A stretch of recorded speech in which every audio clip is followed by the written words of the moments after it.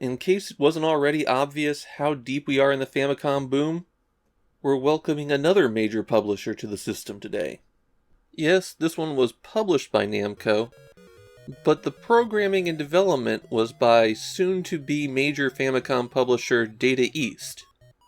Similar to Konami farming out some of their arcade titles to other people to publish on the Famicom, Data East seems to have handed off publishing duties for some of their games to Namco. This arrangement is going to continue even after Data East starts publishing their own games on the platform in early 1986. BurgerTime was Data East's big arcade hit, and I'm actually kind of good at it. Down at my local arcade, I can get to the 6th board. I won't be competing for high scores anytime soon, but that's pretty respectable. I mention that because I found the Famicom version to be much harder. Now, it could be that I'm out of practice. It's been almost a year since I've been able to go to an arcade after all. But I don't remember the cruelty that we encounter in the Famicom game. The goal in BurgerTime is to guide Peter Pepper around the ladders and platforms, walking across the surface of giant burger elements, and dropping them down until they assemble a completed burger at the bottom.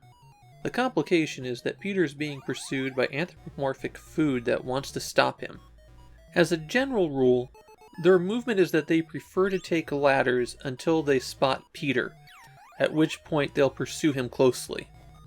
If the walking food is underneath a piece being dropped, it'll get squished. The real advantage is if the food drops while they're walking on it. That sends the food cascading down 3 steps instead of just 1.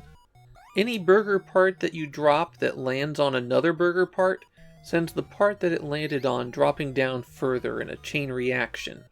That means doing a big drop from the top will carry you most of the way to completing a burger.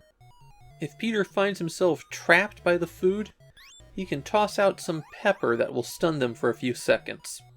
Your supply is limited though, and it doesn't refresh on its own. The only way to recover pepper is to get the bonus items that occasionally appear in stages.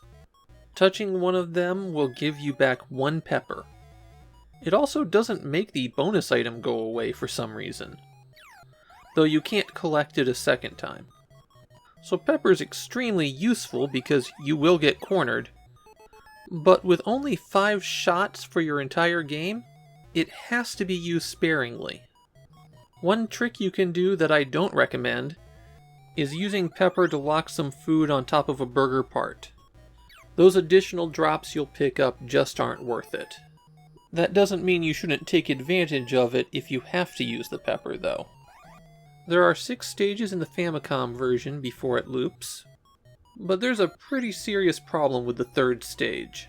The way that the food spawns on the 3rd stage is completely unfair. You start trapped in this narrow section with 2 paths out. Food spawns in a way to block both of those paths. Wait for them to come into your little block so that you can run around them, and more food spawns to block those paths. It is barely possible to manipulate the movement just right so that you can get out.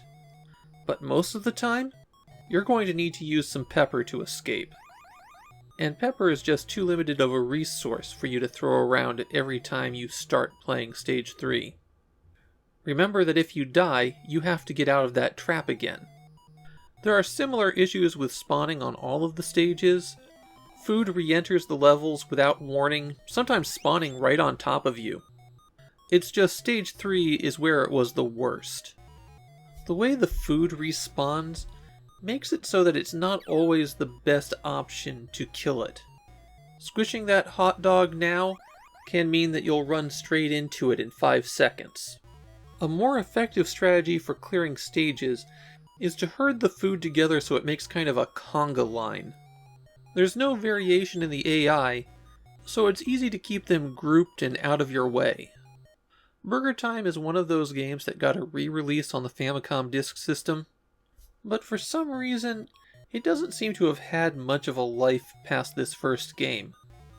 The few sequels are exceptionally obscure, and none of them are released on the Famicom.